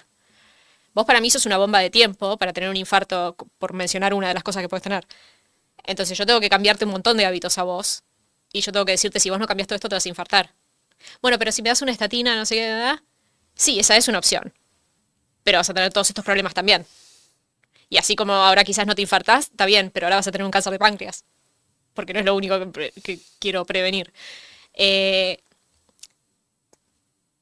Para mí, ética, o sea, legalmente, si vos le dijiste todo lo que tiene que hacer para mejorar y el paciente es el que decide y no quiere adherir al tratamiento, es problema del paciente. Porque yo tengo que cumplir con un principio ético básico de la medicina, que es primero no dañar, que es primum non nocere. Entonces, lo incumplimos constantemente. Cirugías plásticas. ¿Cómo puede ser que vos entres sana a mi quirófano y yo te duermo, te corto la piel y te pongo un cuerpo extraño? Todo eso es pésimo para tu salud. Y después las consecuencias de ese cuerpo extraño, ¿no? Yo no puedo legalmente hacer eso, sin embargo se hace. Entonces yo no puedo prescribirte una medicación cuando tengo otras opciones naturales, porque eso tiene efectos adversos. Y yo no puedo dañarte. Lo que dice este principio es que yo no puedo, por arreglarte este dedo, desarreglarte estos tres. Claro. No puedo. No puedo como médica hacer eso. No me lo permite mi profesión. Entonces, yo te estoy arreglando un síntoma, ni siquiera una enfermedad, un síntoma, y te estoy generando todos estos problemas. Entonces, si me preguntás éticamente, para mí hay que curar gente y no enfermar más de lo que está la gente. Así que, no me parece mal. No, te lo preguntaba porque me he encontrado con muchos profesionales de la salud. Obviamente me codeo con muchos de ellos y me he encontrado como excusa eso. David, pero es que yo tengo que aliviarle el dolor. O es una bomba de tiempo y tengo que ayudarle. Y Bueno, ya, pero tú le entregas la información, le das la estrategia basada en estilo de vida. Pero claro, luego me encuentro con que no, pero es que sé que no lo va a hacer o no se va a adherir a esta dieta o a este tipo de alimentación. pero uno no es el padre del paciente. Claro, eso es lo que yo digo, o sea, es problema de él. Totalmente. ¿No? Pero- Pasa lo mismo con la medicación. Si yo para que no te infartes te doy la estatina, o para cualquier otra cosa te doy la medicación. Me ha pasado, el paciente no adhiere a la medicación, no la toma. Le digo, ponete esta gota, tenés una úlcera, un gel, tenés una úlcera en la córnea. Vienen al día siguiente con la úlcera infectada o a la semana. No, es que no me la puse. Bueno, es tu decisión. Claro. Yo lo más que puedo hacer ahora es hacerte un trasplante de córnea, pero no puedo ir a tu casa y ponerte el gel por vos. Ahí está el límite, y ahí es donde digo que hay muchos adultos niños, en donde quieren que hasta vayas a la casa y le pongan la medicación en la comida, disfrazada en arroz, para que no se den cuenta. O sea, no, a crecer, hay que hacer lo que hay que hacer, bueno, punto. Y si no, estar enfermo, que es la otra decisión que el paciente puede tomar.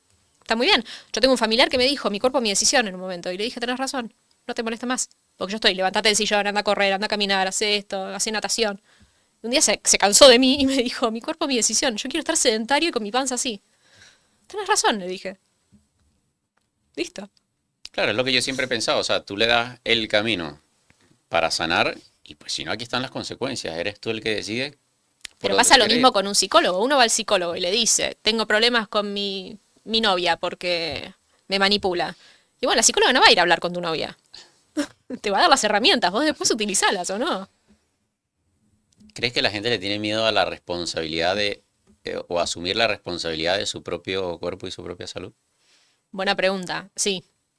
Porque creo que para asumir la responsabilidad hay que asumir que hay un problema, Claro. ¿no? Y que el Como- problema parte de tus decisiones. Como en todo negocio, ¿cómo mejorás lo que no medís? ¿Cómo mejorás la salud si no te enterás todos los problemas de salud que estás teniendo? Y es mejor no saber, porque si sé, me angustio. Y además no puedo comer el helado que siempre me como, entonces, Claro.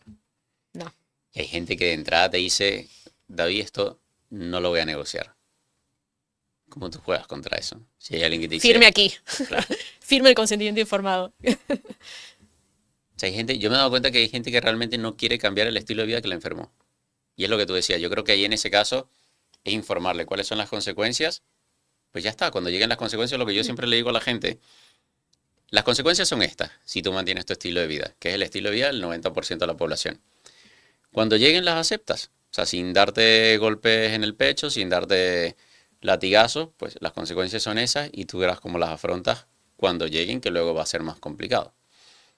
Incluso si hay un paciente que tiene todas las intenciones de hacerte caso con todos los cambios de hábitos que les des, pero te dice, te soy honesto, esto no lo quiero modificar, está muy bien, trabajemos alrededor de eso, porque no mejorarás un 100%, mejorarás un 90%. Claro. Golazo. A mí me pasa con el mate, por ejemplo. Yo me tomaría 4 litros de mate por día. Bueno, a ver, mi sistema digestivo no está muy feliz con eso. ¿Qué vamos a hacer? Bueno, por lo menos voy a tomar menos. Por lo menos voy a comprar yerba orgánica, una bombilla que no tenga metales pesados y le voy a sacar la tapa de plástico al termo para no estar consumiendo disruptores hormonales. Eso es algo que puedo hacer. Listo. Mejoré un montón. Ahora, no quiero dejar el mate. ¿Por qué? Porque para mí el mate es acompañamiento, para mí el mate es relacionarme con gente, hay toda una cosa cultural que me da felicidad. Y entonces, ¿es bueno para mí sacarlo o no? Porque también me trae sus beneficios en salud, porque a mi salud mental, si querés. Ok, entonces, ¿qué modificamos? Bueno, voy a apagar la luz a la noche y poner una luz roja que bloquee 100% la luz azul. Voy a prender velas. Voy a ir a la mañana a levantar peso. Listo, ahí ya tengo un montón ganado. Y después le puedes informar, bueno, si querés también dejar el mate, quizás dejas de tener deposiciones blandas. También lo puedes hacer. Si no querés, no, bueno, tu decisión, está bien. Sí, yo creo que al final hay tantas aristas que puedes Claro. trabajar desde muchas áreas sin ni siquiera, porque me da la sensación de que mucha gente piensa de que como que no, bueno, tengo que sacrificar todo y no es así, hay muchas áreas, mientras estás trabajando lo que tú decías, distintas áreas, no únicamente desde la alimentación o el entrenamiento, como es lo que suele hacer la mayoría, tienes una gama muy amplia de herramientas para cambiar ese estilo de vida y lo que tú decías, al final yo creo que igual incluso, bueno, siempre he estado en desacuerdo de lo que pareciera promover mucha gente en redes sociales, que pareciera que es como, bueno, nos tenemos que ir a mudar a una caverna y volver a salir a cazar, No. claro. O sea, la idea está, yo se lo digo muchas veces yo tengo un muy buen amigo en Argentina, en Chile, perdón, que él es argentino. Yo le digo, a mí me gusta viajar en avión, me gusta viajar en primera clase, me gusta comer en restaurantes caros, me gusta, Pero ¿sabes? el avión te irradia. Bueno, Claro, pero no me entonces, subo pero- todos los días a un avión. Exacto, entonces yo le Y digo, mi yo no me celular está quiero- en modo avión cuando está en mi cartera. Claro. Que eso es lo más importante, que son las 24 horas de mi día. No, y Perdón, que, te interrumpí. y que yo no me quiero ir a meter en una caverna a vivir por intentar buscar este estilo de vida utópico que ya no existe. O sea, al final yo creo, no sé si te has leído el libro de Adolf Huxley, el de Un Mundo Feliz, me parece, Sí, no lo leí, pero lo conozco. que él habla, claro, de esta sociedad hiperdesarrollada, supermoderna, y el que se quedó como en la selva, en este estilo de vida como más tradicional, es casi como un zoológico. Vamos a ir a visitarlos, a verlos cómo conviven. Y me da la sensación de que es eso. O sea, yo creo que podemos aprovechar la tecnología a nuestro favor, teniendo en cuenta lo que tú decías, nuestro diseño, o sea, nuestro hardware para saber cómo utilizar nuestro cuerpo en este entorno cual. moderno. Porque además te estás olvidando de una hormonita muy importante que es el cortisol. Entonces, si yo quiero vivir como una persona de las cavernas en el medio de Buenos Aires, va a ser muy difícil porque voy a ir a un restaurante y voy a tener que tener una conversación eterna con el mozo sobre todo lo que no puede tener mi comida. Mis amigos me van a cuestionar, voy a ir a un cumpleaños, la voy a pasar mal. Entonces, es lo que decía, es evaluar un todo. No se puede vivir como en las cavernas porque es muy estresante ya de entrada. Pero, por ejemplo, hay gente que se pone perfume para irse a dormir. Podés eliminar ese perfume, aunque Maquillaje sea para ir al gimnasio. maquillaje para ir al gimnasio. ¿Querés maquillarte para grabar un video de YouTube una vez por mes? Donde vas a grabar 8 videos seguidos. Bueno, yo a veces me pongo un rímel para grabar un video de YouTube. No me maquillo todos los días de mi vida. Vas a entrar a una reunión de 3 horas. Tenés el celular en el bolsillo. No lo vas a tocar en esas 3 horas. ¿Lo podés poner en modo avión? Mi celular en este momento está en mi cartera en modo avión. Entonces no es todo el extremo. Pero hay cosas que podés cambiar que tienen un impacto tremendo porque son muy repetidas durante todo tu día, durante toda tu semana, durante todo tu mes. Claro, y no es todo el tiempo necesariamente. O sea, se puede jugar con ello porque justamente hay como distintas Claro. aristas con las cuales trabajar. Es que el cuerpo está preparado para recibir una gran cantidad de tóxicos durante el día y para eso tenés un hígado y tenés sistemas de drenaje y sistemas de eliminación para eliminar todo eso. Vos cuando respirás, no respirás de oxígeno puro, divino, ya está. Respirás de todo, hay combustión. Tu cuerpo se encarga de eso. Pero vos tenés que encargarte de nutrir a tu cuerpo lo suficientemente bien para que todos esos sistemas que dependen de células, que tienen que estar nutridas, funcionen. Si tu hígado está destrozado, si no vas de cuerpo, si no transpirás, no eliminás todos esos tóxicos. Entonces después, cuando vos en general estás sano, vos después podés con un poquito, lo que te decía de mi amiga que comía en la cadena de la M. Puede tolerar eso sin enfermarse de vez en cuando. Porque en líneas generales tiene un cuerpo que no está lidiando con tanta carga. Pues es un tema de saturación. Si yo te meto un tóxico, bueno, lo elimino. Te meto 2 tóxicos, bueno, lo elimino. Te meto 10 tóxicos, pero no me da el tiempo. Claro, es el efecto La cóctel. enfermedad. Va sumando tóxico tras tóxico tras tóxico y al final el vaso desborda. Exacto. Después, si a vos te gusta tomarte un vino una vez por mes con tus amigas, está bien. Ahora, te tomás una botella cada almuerzo y cena, eso no va a salir bien. Mira, tú has hablado mucho del estrés. Primero, ¿cómo lo mides y cómo sabes que te está afectando o que el factor que te está afectando es el estrés? Es muy difícil porque es muy silencioso. Lo puedes medir en el saliva, en laboratorio, pero en el día a día no te das cuenta. Claro, pero está tan normalizado que todos vamos estresados y pues pasa de largo. Por lo mismo que hablábamos antes, así como está todo diseñado para que scrollees, diseñado para que vaya, está todo diseñado también para que vayas rápido. Y entonces, si vos querés caminar lento por la calle, fíjate, acá por lo menos en Capital Federal es difícil. Terminás acelerando el paso porque te chocan de atrás. Entonces en ese acelere se hace natural. Y si también te presentan la opción de estar mirando Netflix y tenés la opción de estar meditando por 1 hora, Netflix es más atractivo. Entonces, ¿quién se va a poner a meditar? Es como, no. Lo que tiene el estrés es que a veces no lo podés evitar porque la vida pasa. A veces se te muere un familiar y eso es estresante y vos no lo podés ni prevenir ni evitar. Pero sí podés hacer cosas antiestrés para contrarrestar el efecto del estrés en tu cuerpo. Entonces el cortisol te va a subir, la adrenalina te va a subir, si un auto casi te pisa, vos te vas a estresar. El tema es después bajar, meditar, caminar, juntarte con gente, abrazar gente, dormir, lo que sea. Lo que sea que para vos sea un antiestrés. Ir a jugar al ping pong, bueno, lo que te sirva. Bueno, no abrazar a desconocido en la calle porque puede generar otros problemas. Abrazar a mí. Claro. Si te hace feliz. No, claro. Bueno, pero pedir Si a los dos permiso los hace primero. feliz, claro. Exacto, si a los dos los hace feliz. Pero es difícil porque es lo que vos decís, cambió un poco la vara de la normalidad con eso también. Entonces, cuando estás acelerado no te das cuenta que estás acelerado. Cuando estás respondiendo el mail número 500, que te cayó mal lo que te dijeron, y estás como, bueno, le contesto a este y ya después me voy a descansar. Y es difícil identificar, pero para eso sirve mucho la meditación, para poder estar acostumbrado. La meditación lo que hace es que vos estés más perceptivo de lo que está pasando con vos, pero no en esa hora de meditación. Eso después se aplica al resto de tu vida. Entonces yo estoy hablando acá con vos y yo sé si tengo calor, si estoy incómoda, si me estás poniendo nerviosa, si lo que sea, ¿entendés? Entonces en el momento en que empezás a captar esas cosas, podés captar mucho más fácilmente si estás estresado, si necesitas bajar, si necesitas hacer pausas. Bueno, al principio sí estabas nerviosa, pero ya te veo tan relajada que podemos Ahora aquí estoy con un café. quedarnos aquí 1 Me hora. traje el mate. Mira, ¿tú crees que obviamente tu proceso del haber enfermado y haber recuperado justamente con esa conexión a la naturaleza es, porque me da la sensación de que cada vez que uno habla de esto en redes sociales, bueno, eso es un caso anecdótico. ¿Lo tuyo es un caso anecdótico? No, pero no solo hay muchísima gente que revirtió enfermedades crónicas que no tienen cura, toda esa gente escribió libros y libros y está por todos lados esto. Lo que pasa es que, en principio creo que Latinoamérica está un poquito años atrás con todo esto. Pero bueno, en la era de Internet ya deberíamos ir enterándonos de que no es anecdótico, de que hay un montón de personas que revierten enfermedades. El contacto con la naturaleza es uno de los hábitos que podés cambiar, pero que depende de hábitos, es algo que ya nos tenemos que ir enterando. Pero ya te digo, hay un monstruo muy grande atrás que va para el otro lado y quiere que no nos enteremos. Entonces es esa puja con una industria que vive de que compres la pastilla.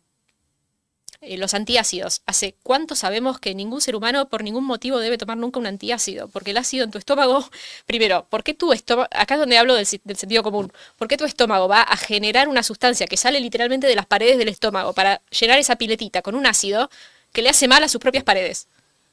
No tiene sentido. ¿Por qué habría de hacer eso? Entonces, cuando tenemos eructos, reflujos, sensación de malestar y demás, no, tenés mucho ácido en el estómago. Hay que bajar el ácido estomacal. tiene un montón de consecuencias bajar el ácido estomacal. Necesitas digerir y si no digerís no absorbes nutrientes porque esa comida llega mal digerida a tu intestino. Si no absorbes nutrientes ahí se te va toda la estantería al piso porque tu tiroides no funciona, tu cerebro no funciona, tu corazón no funciona. Entonces, de hecho, una de las cosas que hago con una persona que tiene hipotiroidismo, lo primero es asegurarme que esté digiriendo bien, porque no importa qué comas si no lo estás absorbiendo. Entonces, ¿tenés enzimas digestivas suficientes? Cuando tu tiroides no funciona, no producís suficientes enzimas digestivas, porque es como el huevo y la gallina. ¿Tenés suficiente ácido? Bueno, me fui por las ramas, pero el punto es que la cantidad de médicos que en 2025 están diciendo, tomate un antiácido, en vez de, ¿qué estás comiendo? ¿Por qué estás teniendo todos estos síntomas que te están produciendo una falta de ácido? No solo no están yendo a tratar la causa, sino que encima lo que están diciendo está mal. Le están empeorando el problema, eso quiero decir. A una persona que no tiene ácido suficiente en el estómago le estás dando un antiácido. Prefiero que no hagas nada. O sea, salí, gracias. Estaba bien sin vos. ¿Entendés? En eso hay una desinformación tremenda y la farmacia, mientras los médicos sigan diciendo tomar un antiácido, van a seguir inventando antiácidos, produciendo antiácidos y poniéndolos a la venta. En el momento en que empezamos a hablar de la microbiota, de intestino permeable y un montón de cosas así, bueno, ahora empezó todo el mundo a vender kombucha. Y, o sea, la industria va a ir a venderte lo que vos quieras. Pero tenemos que empezar a educarnos un poquito más sobre lo que estamos consumiendo. Y luego se comen la carne, les cae mal porque justamente tienen ese problema a nivel estomacal y el problema es la carne. Claro. Yo soy vegano porque no puedo digerir carne. Vos no podés digerir carne porque hace 20 años no comes carne. Tu cuerpo no está produciendo enzimas para digerir carne porque no las necesita. Y porque tu tiroides tampoco está funcionando. Porque no levantaste peso. Claro, al final lo que veo, yo creo que lo complejo, pero a la vez lo sencillo de todo es que es la pescadilla que se muerde la cola. Claro, una Sí. cosa retroalimenta a la otra, pero eso es lo que hace que sea tan fácil al final, Tamara, de empezar a mejorar. Porque solamente con que tú Totalmente. cambies una, empieza también a retroalimentar de forma positiva todo lo demás. Sí. Sí, porque es como, en cierto modo, también bastante adictivo, entre comillas, vivir saludable. Al igual que es adictivo vivir de delivery, digamos, una vez que empezás a cambiar algunas cositas, esto se siente lindo. Ay, me expuse al sol, me siento más feliz ahora. Y sí, hay ciencia detrás de eso, Claro. y se llama serotonina, pero bueno. Bueno, esto me dieron. Cuando vas al gimnasio, vos después del gimnasio te comes, no sé, 1 kilo de helado. Es raro. Cuando vuelves al gimnasio querés nutrirte bien. Porque entraste como en un loop. Que Bueno, después también se te va rápido para el otro lado, pero Claro. En Latinoamérica, bueno, por lo menos en Venezuela había una mala costumbre de que nos íbamos a jugar fútbol y después mucha gente se quedaba bebiendo cerveza. eso acá también sucede. Es muy de los Sí. hombres eso. Sí, sí. Como el partido del fútbol y después acá es el chivito con la cerveza también. El Sí. chivito que la comida. El chivito es un sándwich de carne con... Vale. La carne es el chivito. Claro. y- Entonces, y claro, la cerveza. muchas veces enlazamos buenos hábitos con hábitos que no son tan buenos. Sí. O sea, allí yo creo que parte de lo que hablábamos antes, por lo menos cuestiónatelo. O sea, ok, todo el mundo lo hace, va a jugar fútbol y después se queda bebiendo cerveza. ¿Por qué? Sí. Entonces, claro, si no lo haces, no sientes que perteneces a ese grupo. Yo creo que ahí empieza otra vez como esta escalada que al final lo haces por pertenecer, porque al final somos seres humanos, somos animales, buscamos protección, buscamos pertenencia. Por eso yo no voy contra el paciente. Cuando hablaba, por ejemplo, que no estoy de acuerdo con las cirugías plásticas. Ay, pero pobre ella quiere sentir... Yo no estoy hablando del paciente. Yo voy más a los médicos. Porque el paciente no tiene la culpa. El paciente tiene todo muy en contra para estar bien. Tiene la industria alimenticia que quiere que comas mal. La industria farmacéutica quiere que tengas malos hábitos. Un grupo de amigos que cuestionan que no estés tomando cerveza, pero no cuestionan a alguien que se prendió 3 cigarrillos en 1 hora. Si vos fumás y estás con una cerveza en la mano, nadie te va a preguntar nada. Yo cuando digo que no a un vaso de alcohol, tengo que decir que no 5 veces. Sí, y te tienes que encima justificar. Y justificar.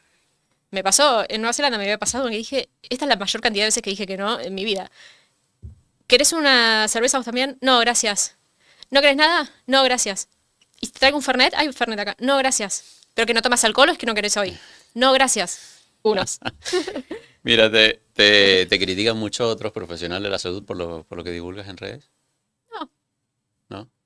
Hubo uno que... O no los lees. ¿Eh? O no los lees. Es que no, lo que te decía fuera Por de eso- cámara. Por eso te pregunto, porque de repente te critican, sí. pero tú ni te enteras. Eso es algo muy saludable para hacer, que le recomiendo a cualquier creador de contenido. Yo muy pocas veces leo comentarios. Si bien hay 10 buenos y uno malo, me deja mal todo el día el malo, entonces no lo leo. No, pero además no uso mucho las redes sociales más allá de subir yo mi contenido. Después como que no quiero saber más nada, quedo cansada con el tema, entonces no scrolleo mucho. Pero sí me pasó con uno que creo que agarró un reel mío, grabó la pantalla y lo subió y me criticó y en ningún momento hizo remix ni me robó ni nada como para que yo me entere de que esto sucedía y poder escribir abajo mi opinión, obviamente. Entonces le escribí y le dije que eso era ilegal, que lo saque, porque era mi derecho de imagen, listo, y lo sacó. Y ya, ahí queda. Mira, para alguien, y esta pregunta te la hago porque a mi hermana le acaban de diagnosticar hipotiroidismo, o sea, hace nada, me lo comentó el día de ayer. Para alguien que ha sido diagnosticado hoy, ¿qué le recomendarías hacer antes de justamente meterse en una medicación, un fármaco, más allá de que Es lo que pueda diagnóstico necesitar o no? reciente está ideal para revertir totalmente. Hay gente que me dice, tengo 20 años de tomar levotiroxina, ¿la voy a poder dejar? Es más Seguramente no. complejo, claro. ¿Vas a mejorar mucho? Sí. ¿Vas a bajar la dosis? Sí. ¿Y vas a evitarte otros problemas? Porque lo que te trajo un hipotiroidismo te va a traer otros. Sí. Pero dejar la levotiroxina ya es más difícil. Ahora, diagnóstico reciente como tu hermana es muy fácil de resolver porque está fresquito. ¿Qué le recomiendo hacer? Cambiar la mayor cantidad de hábitos que pueda sin estresarse. Empezando por el estrés. Buscar qué de ese entorno. Yo tengo una frase, tampoco la, la intelectual. Hay una frase que me gusta, no sé de dónde la saqué, que es: no podés curarte en el mismo entorno en el que te enfermaste. Llámalo relaciones, llámalo si tu casa tiene moho, lo que hay en tu heladera, de qué estás trabajando, si tu jefe te acosa, lo que sea. Entonces lo primero que recomiendo es que hagan un pequeño screening del entorno. ¿Qué de todo esto a mí me enfermó? Porque lo que te decía antes, la persona sabe.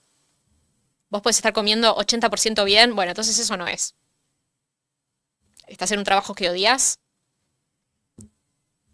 cambia eso, empezá por ahí. ¿No crees? Porque claro, tú hablas de que un poco que el diagnóstico está fresco, pero ¿no crees que igual es un diagnóstico tardío? Sí, 100%.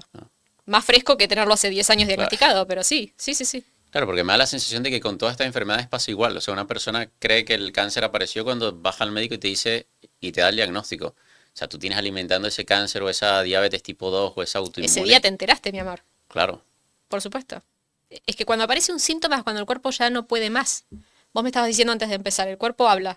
Si no lo escuchás, habla más fuerte. Si no lo escuchás, grita. ¿Cuántas autoinmunes vas a tener antes de que te des cuenta de que hay algo para cambiar? Porque hay un montón, ¿eh? Puedes tener miles. y lo que tú decías, nunca vienen solas, que eso es lo que yo le digo siempre a la gente. Porque si de repente tú me dices, bueno, me diagnosticaron de diabetes tipo 2 y de repente con eso puedes vivir toda la vida y sabes que no va a evolucionar a nada más, yo creo que la mayoría afirmaría. Claro. Pero no es así, es parte del camino que te va a llevar a algo a donde seguramente no quieres llegar. Sí. ¿Cuáles son los típicos errores que comete una persona, sobre todo después de ese diagnóstico de querer recuperarse de una enfermedad autoinmune o alguna enfermedad crónica de este tipo? Caer en la medicina convencional de médicos que no están interesados en curarte la enfermedad o que no saben cómo hacerlo y no buscar diferentes opiniones, porque uno no puede saber a dónde va a ir y si lo que le dice el médico está bien o está mal, obviamente. A mí me pasa con áreas donde en donde no sé, por ejemplo, dentistas, odontólogos. Yo he ido a un odontólogo que me dijo tenés que sacarte este diente y otro odontólogo me dijo hagas lo que hagas, no te saques ese diente. Entonces, ¿qué hago? Claro. Voy a 10. Si 9 me dicen una cosa, bueno. Después con eso aplico el sentido común. ¿Me resuena o no me resuena? Estudio, investigo. Hay internet. Métete en internet. Los médicos odiamos que los pacientes se metan en internet porque Google dice cualquier cosa. Bueno, lee 10 páginas a ver si las 10 dicen cualquier cosa o no. O estamos todos de acuerdo en cosas muy básicas. Pero creo que el primer error es pensar que uno va a un médico, le da una pastilla y tiene que vivir con esa enfermedad. No tenés que vivir enfermo. Eso está muy, muy arraigado, ¿no? Es lo que te tocó. Esa es la otra, me tocó. Genética. Pero yo creo que eso va enlazado a lo que te decía antes. Yo creo que a la gente porque le da miedo asumir la responsabilidad de esa enfermedad o ese diagnóstico. O sea, van y se buscan el árbol genealógico hasta donde tengan que llegar. Ah, mira, aquí está este primo tío hermano que tuvo cáncer. No era mi culpa, mirá. Listo. Claro, ya ahí está la solución. Le echas la culpa a alguien más, no tienes que asumir tú la responsabilidad. Pero que no sea tu culpa no quiere decir que no sea tu responsabilidad cambiarlo.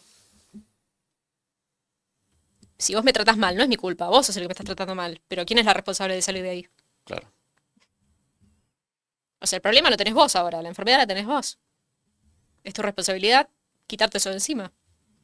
Mira, en los últimos años ha aumentado muchísimo, bueno, estamos hablando de tiroides, ha aumentado mucho el cáncer de tiroides y me llama la atención de que, claro, cuando te muestran un poco la prevalencia, donde más ha aumentado es en mujeres y, claro, te las comparan con las mujeres que viven en lugares, en entornos urbanos, con las mujeres que viven en entornos rurales.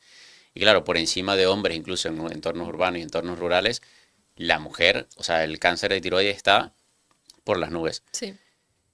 Está relacionado con todo lo demás Y el que venimos hipotiroidismo hablando. también, mira tu Claro. hermana. O sea, no hay. No tengo la estadística, la tengo que ir a buscar, pero de 10 mujeres, ¿cuántas tienen hipotiroidismo? No es normal. No puede ser normal. ¿Y qué tan relacionado está con todo lo que hemos venido hablando? El 100%. cáncer de tiroides. Como todo cáncer.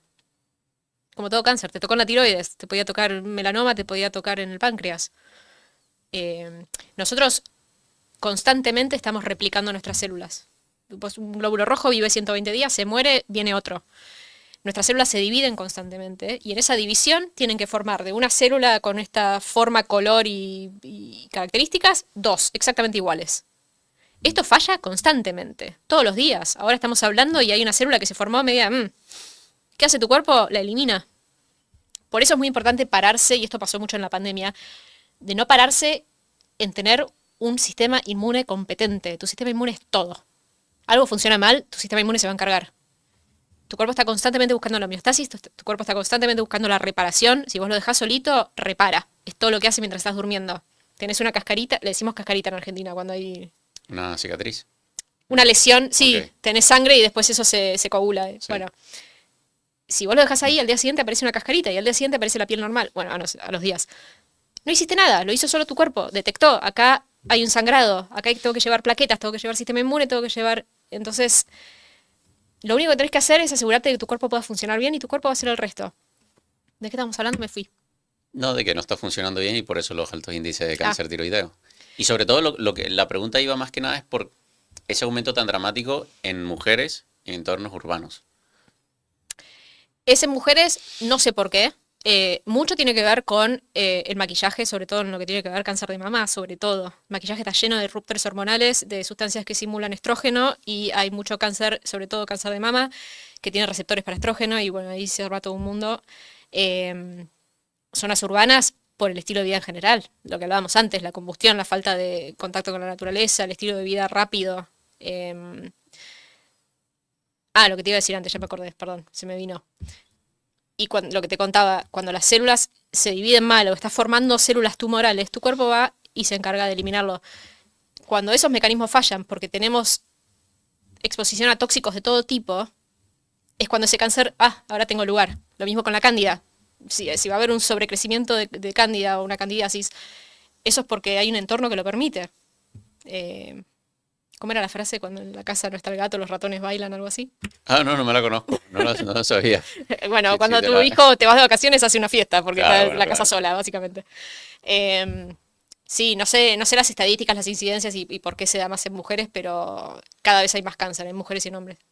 Bueno, yo creo que en parte es por el tema de los tóxicos. Yo la última estimación así que conseguí en internet, creo que la hizo la EWG, creo que eran alrededor de 160 tóxicos que las mujeres se ponen en su cuerpo.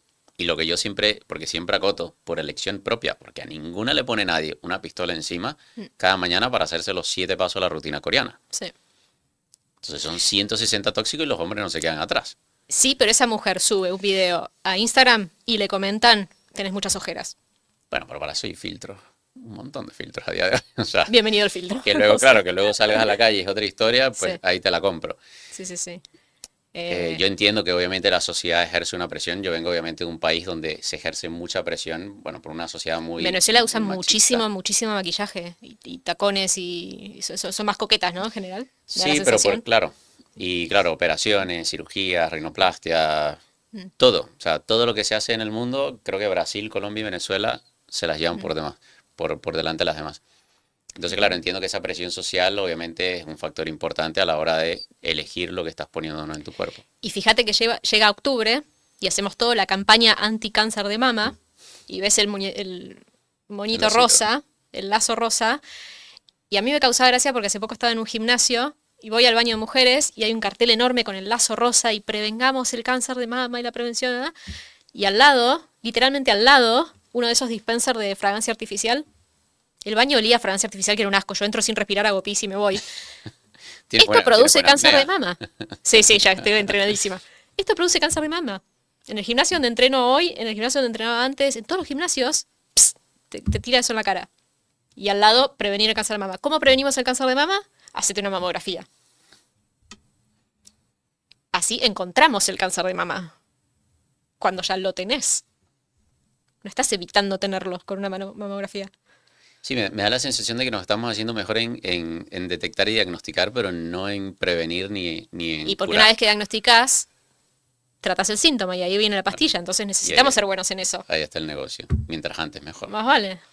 Pero bueno, ya nos estamos No tenerlo metiendo no es negocio, que sería prevenir, pero bueno, eso no importa. Claro. Sí, no, de verdad que ahora con todo el tema de la inteligencia artificial nos estamos haciendo muy, muy buenos en detectarlo muy, muy temprano. Pero claro, al final es lo que tú dices. O sea, mientras antes, pues obviamente te haces más dependiente a un fármaco, más rentable eres. Por eso al final lo que, bueno, mucha gente en redes sociales, no, es que vivimos más años. Ya, claro, pero ¿en qué circunstancias estamos viviendo más años? Es que si yo tengo una persona que puedo decir, que, no sé, tiene muy malos hábitos y nunca va al médico. No sé, alguien de 50 años que tendría que ir a hacerse una videocolonoscopia, por ejemplo. Yo prefiero 1000 veces que no vaya al médico en los próximos 10 años y que cambie esos hábitos, a que siga teniendo esos hábitos, pero vaya a ver si no tiene cáncer de colon cada 5 años o 2 o no sé cada cuánto hay que ir.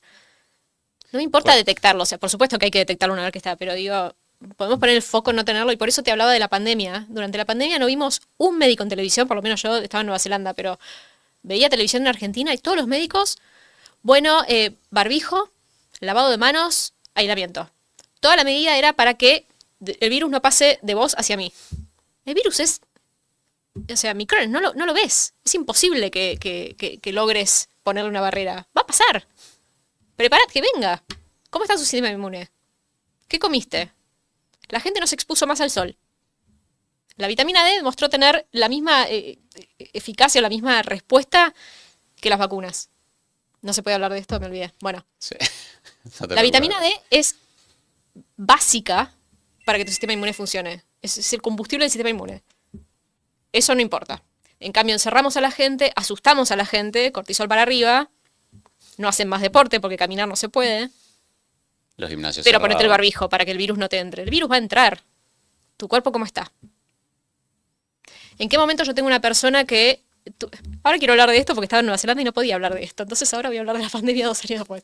No, pero vos tenés una persona que ante el mismo virus, una no tiene síntomas y la otra se está muriendo con un respirador. ¿Cómo puede ser el virus la única variable ahí a determinar el destino de esa persona? Ahí hay algo más, el virus y qué. Y en la tele veías, mirá, murió, pero estaba re sano. Y ponen la foto, tenía una panza así. Lo único que tenía era diabetes. Diabetes, una de las enfermedades que más afecta a tu sistema inmune. Entonces, volvamos a los hábitos. Después querés usar el barbijo, ponerte alcohol en gel, ir a hacerte 10 mamografías. Genial. Mira, Tamara, lo que yo veo es que en todo esto cada vez hay más personas, obviamente, teniendo problemas de tiroides, teniendo problemas de cáncer de tiroides, y muchas de ellas terminan como consecuencia sin tiroides, medicadas de por vida dependiendo de un fármaco. ¿Cuál es el problema? Por una parte, ¿cuál es el problema de llegar a ese punto? O sea, que toleras tanto todos esos síntomas, todo ese llamado de atención, que lo dejas pasar y te terminan, pues, obviamente, en las últimas consecuencias, que es ese. Y luego, bueno, el depender de un fármaco. Y sobre todo, no entiendo por qué los médicos se empeñan en terminarnos, en vernos como un rompecabezas, como si quito esta pieza no pasa nada. Pero claro, al final terminamos en lo que hablábamos antes, que hay obviamente alguien que se beneficia de ese saco la pieza de rompecabezas, pero porque te voy a sostener durante X cantidad de años como un cliente. Porque el cuerpo humano es tan complejo y tan difícil, hay tanto por saber y cada vez sabemos más, que la medicina se empezó a ramificar. Antes tenías un traumatólogo, ahora tenés un traumatólogo de miembro inferior y después tenés un traumatólogo de pie y después tenés un traumatólogo del dedo alux del pie. Entonces, obviamente vas a ir al mayor especialista de la especialidad de la especialidad. Y se encarga de eso. Y es difícil, si bien todos los médicos sabemos que el paciente es un todo y que más allá de que vos tengas una especialidad, yo me encargo del ojo, pero si lo que te estoy dando para el ojo te va a afectar a otras partes del cuerpo, yo tengo que contemplar esto, pero lamentablemente a veces no pasa. Y en esta ignorancia de ver la causa, la raíz de los problemas, por supuesto, como te hablaba antes, vamos al órgano target y sacamos el órgano y listo. Y así es como un paciente diabético con una pierna necrosada, le sacamos la pierna. Y la diabetes sigue. No sé qué me preguntaste.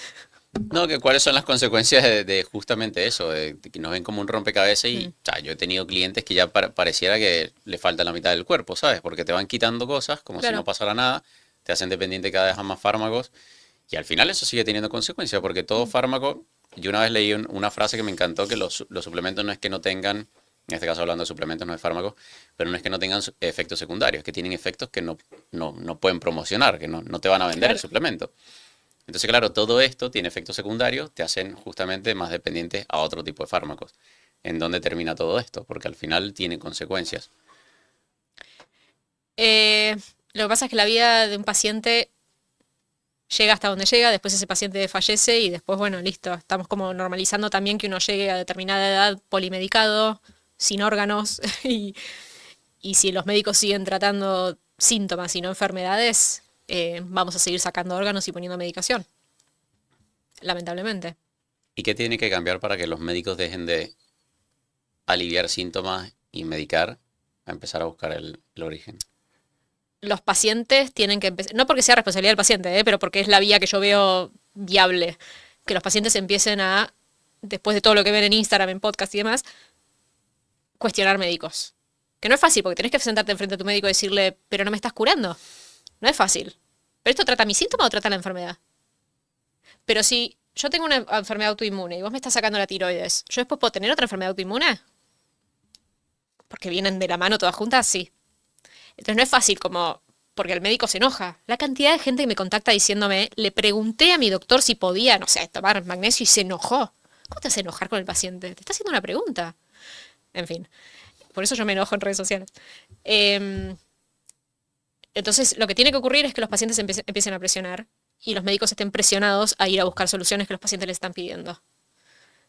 Y si sos un médico honesto, no veo por qué tendrías problema de informarte, de educarte y de empezar a resolver las cosas de raíz. Ahora, si tenés alguna especie de convenio con la farmacia, ya eso es otra cosa que no sé cómo se cambiaría, la verdad. Es un asunto muy grande, me excede.